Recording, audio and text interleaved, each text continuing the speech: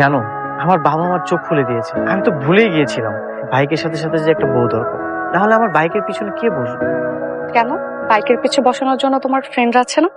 আরে ফ্রেন্ডরা তো আছে, কিন্তু ওরা তো ছেলে ফ্রেন্ড, মেয়ে ফ্রেন্ড না। বাইকের পিছনে বসানোর জন্য একটা গার্লফ্রেন্ড দরকার। সে আমাকে জড়িয়ে ধরবে, আর আমি কিছুক্ষণ পর পর ব্রেক করবো, ধাক্কা লাগবে, আর আমাদের মধ্যে একটা রোমান্টিক মুহূর্ত তৈরি হবে। এখনই কেন তোমার বিয়ে করতে হবে? বন্ধুদের সাথে এখন মাস্তি করো। বিয়ে করার জন্য তোমার হাতের সামনে অনেক সময় রয়েছে, লাইফটাকে এখন এনজয় করো। কারো বিয়ের বয়স্কের বসে থাকে? বিয়ে যেহেতু করতেই হবে, তাহলে দেরি করে লাভ কি? এখনকার ফিলিংস আর তখনকার ফিলিংস তো সেম না। আমি না এটা মিস করতে চাই না। তাহলে বিয়েটা করেই ফেলো। তাহলে আর কি, বিয়েটা করেই ফেল। কি মামা? আরে বাবা তো অলরেডি আমার জন্য পার্টি দেখতেছে। ভালো। আমাকে দেখে কি মনে হয় না আমি কত হ্যান্ডসাম? আমি যেহেতু হ্যান্ডসাম, আমার ওয়াইফ হবে অনেক সুন্দরী, একদম পরীর মতো দেখতে। নাহলে তো আমি বিয়েই করবো না। মামা তুই যেই হলো, তোকে কোনো মেয়ে বিয়ে করতে রাজি হলো তবে তো। আমি কি রাজপুত্র থেকে কোনো অংশে কম নাকি? রাজ্য নেই তো কি হয়েছে, মন তো আছে। ভালোবাসা মানুষকে ভালোবাসার জন্য।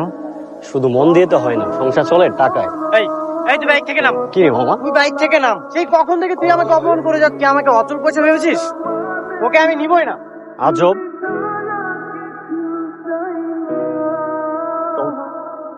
শালা তুই আমাকে বাইক থেকে নামাই দিছিস না, তোর কোনোদিন বিয়েই হবে না।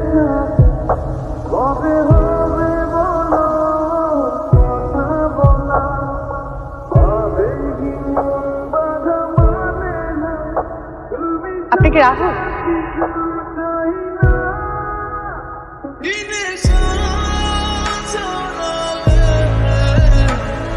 আরে এটা তো সেই মেয়েটা যাকে আমি ট্রেনে দেখেছিলাম। তাকে তো আমি অনেকদিন ধরে খুঁজতেছিলাম, অথচ সে এখন আমার সামনে। আপনার বাবার সাথে আমার কথা হয়েছে। ব্যাপারটা চমকপ্রদ হলেও বাবা এতদিন একটা ভালো কাজ করেছে। বাসায় গিয়ে বাবাকে একটা থ্যাংক ইউ দিতে হবে। তারপর আপনি আমার আগে চলে আসলেন, কি ব্যাপার? আসলে আমি তো বেকার, আমার তো কোনো কাজ কাম নেই। যেহেতু আমার কোনো কাজ কাম নেই, তাই ভাবলাম আমি আগে চলে যাই। আর তাছাড়া মেয়েদেরকে তো সম্মান করা উচিত, ওয়েট করানো তো উচিত না। তাই আমি 30 মিনিট আগে চলে এসেছি। ধন্যবাদ মেয়েদেরকে সম্মান করার জন্য। আজকালকার ছেলেরা তো মেয়েদের সম্মান দিতেই চায় না, শুধু কথায় কথায় ওমেন্স ওমেন্স বলে মিমস বানায়। রাইট, আপনি অবশ্য ঠিক বলেছেন। কে কি বলে আমি সেটা জানি না, তবে আমি মেয়েদেরকে মন থেকেই সম্মান করি। গুড। তা আপনি তো বেকার, বিয়ে করে আপনি কিভাবে কি করবেন? আপনার বইয়ের ভরণ পোষণ রেসপন্সিবিলিটি তো আপনাকেই নিতে হবে। কি যে বলেন না আপনি! আমাদের তো একটা বিজনেস আছে, আর বিজনেস খুব ভালোই চলতেছে। আমাদের ফ্যামিলিতে কিন্তু তেমন মেম্বারও নেই, আমি আর আমার শুধু বাবা। আর যদি আমি আপনাকে বিয়ে করি, তখন আমাদের ফ্যামিলি মেম্বার হবে মাত্র 3 জন, সেটাও খুব সুন্দরভাবে চলে যাবে। আপনি সিরিয়াসলি আমাকে বিয়ে করতে চান তো? না বিয়ে করতে চাইলে কি আপনার সাথে আমি দেখা করতে আসতাম? তার মানে কি বিয়ের পর আমার হাজবেন্ড আমার দায়িত্ব নিবে না, আমার শ্বশুর নিবে? এটা কেমন দেখায়? কেন, আপনি তো একটা ভালো জব করেন, ভালো পজিশনও আছে। আপনি না হয় আপনার সংসারের দায়িত্বটা নিলেন। ও আচ্ছা, আমি সংসারের দায়িত্ব নিলে আপনি কি করবেন? আমি আর কি করব, আমার তো হাতে কোনো কাজ, আমি তো বেকার। তারপরও আমি জব খুঁজছি। আপনি কিন্তু মাশাআল্লাহ অনেক সুন্দর, অনেক কিউট। আমি প্রাউড ফিল করছি যে আপনি নিজে আমার সাথে দেখা করতে এসেছেন। আচ্ছা, আমার অফিসে না আজ একটা জরুরি মিটিং আছে, তো আপনার সাথে আমি আবার পরে যোগাযোগ করবো। ভালো থাকবেন, আল্লাহ হাফেজ। আরে দাঁড়ান, কোথায় যাচ্ছেন? এই যে একটু সামনে যেই না ফুচকার দোকান আছে, চলে আমরা ফুচকাটা খাই। আপনাকে আমি খালি মুখে বিদায় করে দিব? আপনি বাইক দেখে আমার পেট ভরে গেছে, আপনার কাছে আর কিছু থাকুক না থাকুক, এটা তো আছে। আল্লাহ হাফেজ, ভালো থাকবেন।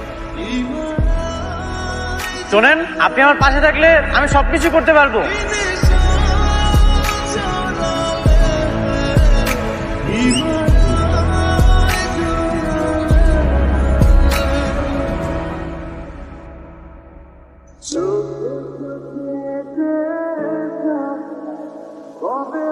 সরি, একটু লেট হয়ে গেছে। আপনাকে তো দেখছি টাইমের ব্যাপারে একদমই পাংচুয়াল না, প্রতিদিনই এই অবস্থা। এরকম কেন আপনি? আচ্ছা সরি বললাম তো। টাইমের ব্যাপারে আপনি আরেকটু সিরিয়াস হন। অফিস শেষ করে সে কখন থেকে আমি আপনার জন্য ওয়েট করছি, টায়ার্ড হয়ে এসেছি, কিন্তু আপনি কিনা এত লেট করে আসলেন। আসলে আমার একটা ইম্পর্টেন্ট কাজ ছিল, সেটা শেষ করে আসতে আসতে আমার লেট হয়ে গেছে।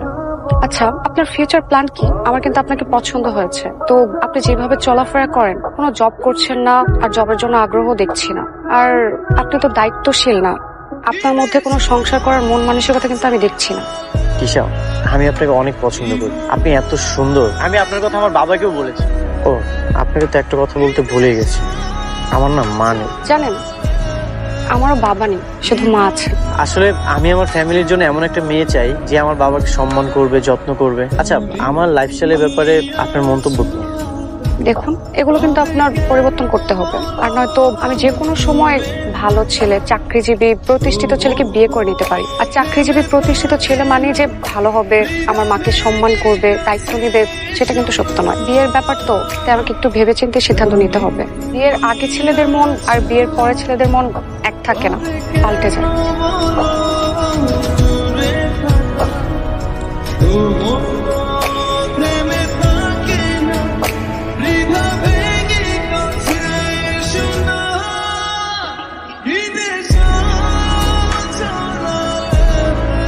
পরপর গত 15 দিন ধরে আপনি একই ভুল করে যাচ্ছেন। আপনার তো আমার সাথে দেখা করার কথা ছিল সকালে, আর আপনি এসেছেন বিকেলে, কারণ আপনি তো ঘুম থেকে উঠতে পারেন না। আচ্ছা, আজ আপনি নামাজ পড়েছেন?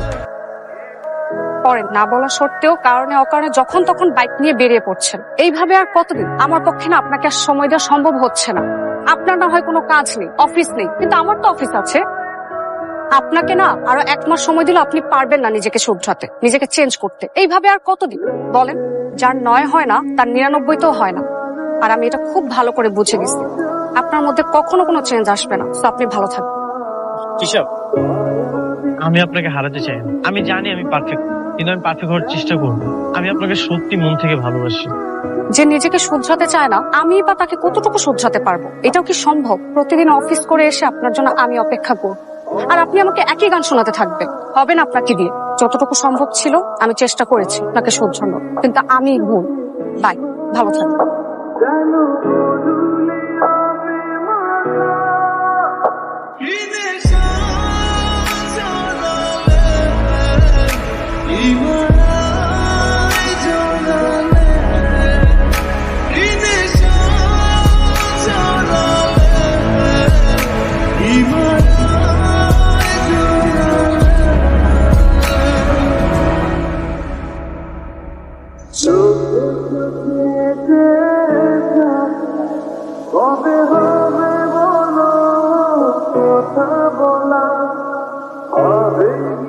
এই যে ম্যাডাম, লাঞ্চ করতে যাচ্ছেন মনে হয়। আমি সে কখন থেকে আপনার জন্য এখানে ওয়েট করছি। এই, আপনার সমস্যা কি বলেন তো? আপনার কি বিন্দু পরিমাণ কমন সেন্স নেই যে এটা একটা অফিস? হুট করে সরাসরি এখানে চলে এসেছেন। আপনি না একটা শিক্ষিত মানুষ, এটা কোন ধরনের অভদ্রতামি? আমাকে না বলে চলে এসেছেন। আমি তো আপনাকে অনেকগুলো কল দিয়েছি, কিন্তু আপনি তো একটা কলও রিসিভ করেননি। আমি আপনাকে টেক্সটও দিয়েছি, কিন্তু কোনো রিপ্লাই নেই। আপনি কি আমার বয়ফ্রেন্ড লাগেন যে আপনার ফোন আমার ধরতেই হবে? আপনাকে আমি না করে দিয়েছি, রিজেক্ট করেছি, বুঝেন না? আপনি আমার লাইফ পার্টনার হিসাবে একদমই পারফেক্ট না। আপনাকে দিয়ে কিচ্ছু হবে না, বুঝলেন অকর্মা? আর কখনো যদি আমাকে বিরক্ত করেন তাহলে আমি আপনাকে থাপ্পড় মেরে এখান থেকে বিদায় করবো, কথাটা মনে রাখবেন। ওকে ফাইন, আমি চলে যাচ্ছি। এই যে ভাই, এই খাবারটা একটু রাখেন, আপনার ম্যাডামকে দিয়ে দিন। আর আপনার রাগটা ভাঙলে আপনি খেয়ে নিন। চলে যাচ্ছি।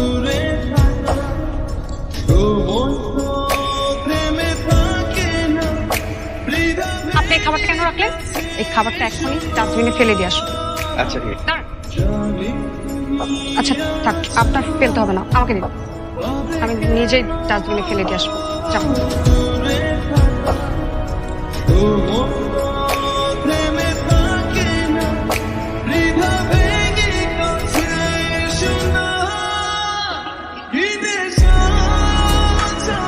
খাবারটা ভালোই রান্না করছে, তো খাবার খেয়ে ওকে পটাতে পারবে না।